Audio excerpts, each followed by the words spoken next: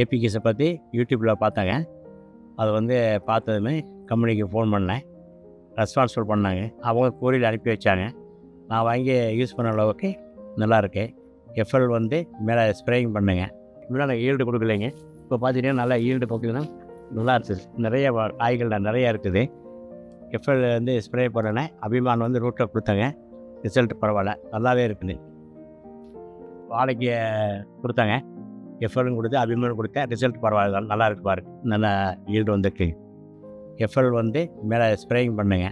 1 லிட்டருக்கு வந்து 20 மில்லி ஆரம்பத்தில், 2வது 50 மில்லி கொடுத்து ரிசல்ட் நல்லா இருந்ததுங்க. அதே மாதிரி தென்னைக்கு வந்து கோகோமேக்ஸ் வந்து 1 லிட்டருக்கு வந்து 100 மில்லி. அபிமான் வந்து ரூட்டில் கொடுத்தாங்க.